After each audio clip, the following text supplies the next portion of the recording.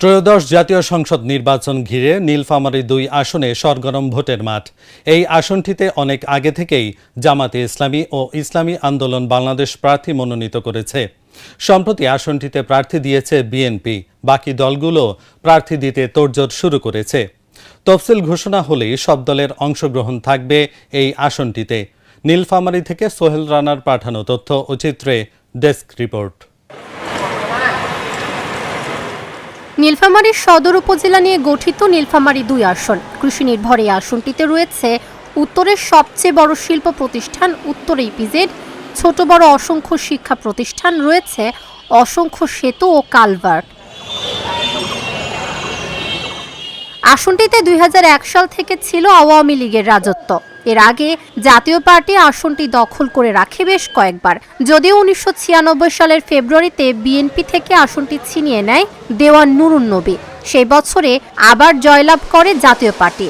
এরপরে জোটগত কারণে বাংলাদেশ জাতীয়তাবাদী দল বিএনপি আসনটি ছেড়ে দেয় জামায়াতকে। সেই থেকে আসনটিতে জামায়াত প্রার্থী দিলেও জয়ের মুখ দেখেনি কোনোবার।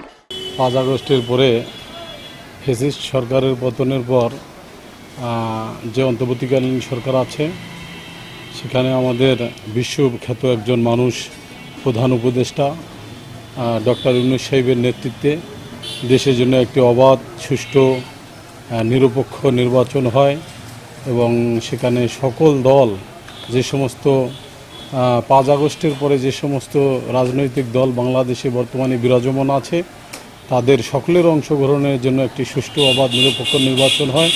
আমি এই আশা কামনা করি সকলের কাছে। ব্যালটের যে এক টুকরো কাগজ আমরা যদি ধরে নেই, সেই এক টুকরো কাগজে লেখা হবে আমাদের আগামীকাল, তাহলে আজকের তুলনায় আগামীকালকে আরেকটু উন্নত করার জন্য যে পদক্ষেপগুলো আমাদের নেওয়া উচিত, ঠিক সেই পদক্ষেপগুলোই আমরা নেব। আমরা যেই বাংলাদেশ চাই, সেই বাংলাদেশে শিক্ষা হবে স্বপ্নের আলো, প্রদীপের আলো, এবং কর্মসংস্থান বৃদ্ধি পাবে, কর্মসংস্থান হবে স্বপ্নের সেতু, নেতৃত্বে থাকবে ন্যায়, সাহসিকতার প্রতীক। নির্বাচনের মাধ্যমে যে সরকারই আসুক না কেন, সেই সরকার যেন শিক্ষা খাতের বরাদ্দ বেশি রাখে, কারণ শিক্ষা জাতীয় মেরুদণ্ড। শিক্ষা ছাড়া কোনো জাতি উন্নতি লাভ করতে পারে না। আমার প্রত্যাশা থাকবে সুষ্ঠু প্রক্রিয়ার নির্বাচনের মধ্য দিয়ে আমরা জাতির প্রতিটা ক্ষেত্রে, বিশেষ করে শিক্ষা ক্ষেত্রে যাতে বরাদ্দ বেশি পাই, এই প্রত্যাশা রাখছি। আসনটিতে প্রার্থী বাছাইয়ে অবাধ, সুষ্ঠু ও শান্তিপূর্ণ নির্বাচনের দাবি সাধারণ ভোটারদের।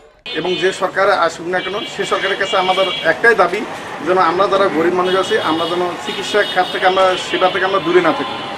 আমরা যে সরকারি হাসপাতালগুলো আছে, সেই হাসপাতালগুলোতে যে নতুন সরকার আসবে, সেই সরকারের জন্য বাজেটটা সবচেয়ে বেশি থাকে। সেখানে যে আমরা যারা গরিব মানুষ আছি, তারা যেন অবশ্যই সেখানে সেবা এবং ওষুধ দুটোই পেয়ে থাকি। আগামীতে একটা সুষ্ঠু, সুন্দর এবং নিরপেক্ষ একটা নির্বাচন চাচ্ছি আমরা, যে নির্বাচনে সবাই অংশগ্রহণ করবে এবং কোনো মারামারি, ডাঙাডাঙ্গি কোনো কিছু হবে না। সবাই যেন অংশগ্রহণ করি, সবাই যেন একটা নির্বাচন, সুষ্ঠুভাবে নির্বাচন হয় আর কি, সেই প্রত্যাশা আশা করতেছি আর কি সবার কাছ থেকে। যে সরকার ভালো দেশ চালাবে,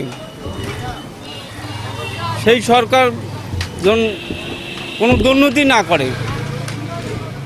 না করার কারণে ভালোভাবে দেশ চালাবে, তাকে আমরা পছন্দ মতন ভোট দেব। এই প্রথম আসনটিতে একক প্রার্থী দিয়েছে বিএনপি। মনোনয়ন পাওয়ার আগে থেকেই ধানের শীষের হয়ে মাঠ দাপিয়ে বেড়াচ্ছেন জেলা বিএনপির সদস্য সচিব AHM সাইফুল্লাহ রুবেল। তিনি তারেক রহমানের ৩১ দফা উন্নয়ন সহ দিচ্ছেন নানান প্রতিশ্রুতি।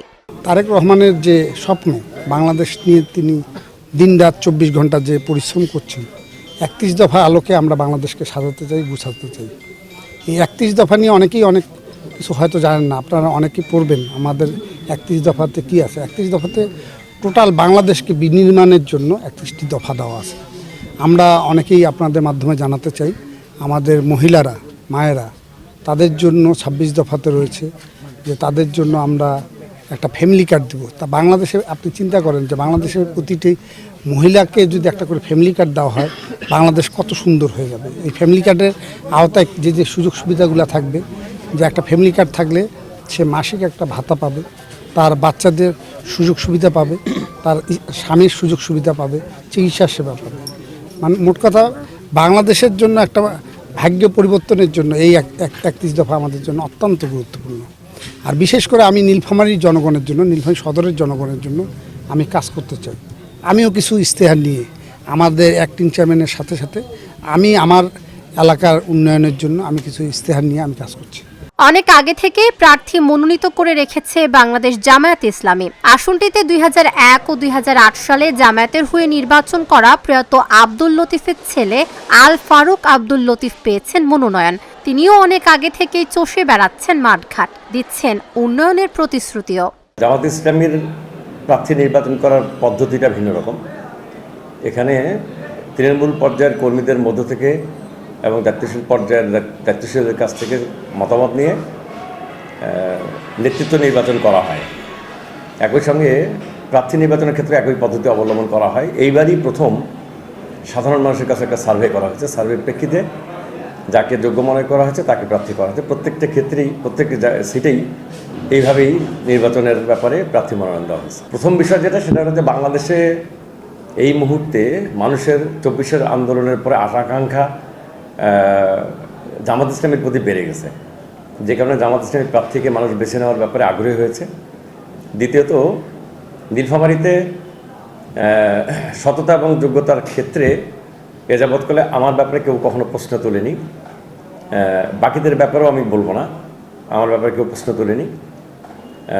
সততা যোগ্যতার বিষয়ে আমি মানুষের কাছে প্রমাণ করতে সক্ষম হয়েছি। বারের প্রেসিডেন্ট হিসাবে, ইতিপূর্বে সেক্রেটারি হিসাবে, অ্যাসিস্ট্যান্ট সেক্রেটারি হিসাবে আমার কর্মকাণ্ড ইত্যাদি দেখে মানুষের আশা-আকাঙ্ক্ষা আমার ব্যাপারে সৃষ্টি হয়ে থাকতে পারে। আসনটিতে থেমে নেই ইসলামী আন্দোলন বাংলাদেশ, ইতিমধ্যে তারাও প্রার্থী নিশ্চিত করেছে। ইসলামী আন্দোলন বাংলাদেশ তথা পীর সাহেব চরমনাই মনোনীত নীলফামারী সদর 2 আসনের সংসদ সদস্য প্রার্থী হিসাবে আগামী ত্রয়োদশ সংসদ নির্বাচনে দল থেকে আমাকে মনোনীত করেছে।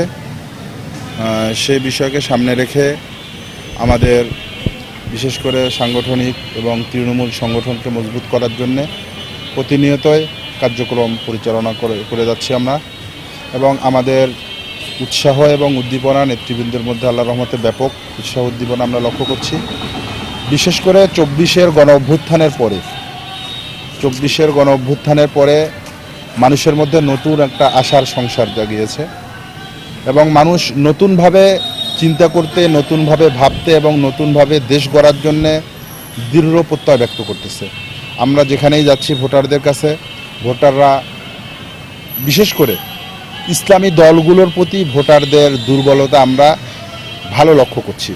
জাতীয় নাগরিক পার্টি, এনসিপি ও গণ অধিকার পরিষদ সহ অন্যান্য দলগুলোর অবস্থানও নির্বাচনকে কেন্দ্র করে তৎপর। নতুন বাংলাদেশের আন্দোলনের যিনি মহানায়ক গণবন্ধু ভিপি নুরুল হক নূর ভাই, আপনারা দেখেছেন উনি কিছুদিন আগে সেনাবাহিনী এবং পুলিশের অতর্কিত হামলার শিকার হন। 5 তারিখের পরে এটা মানে নেওয়া যায় না।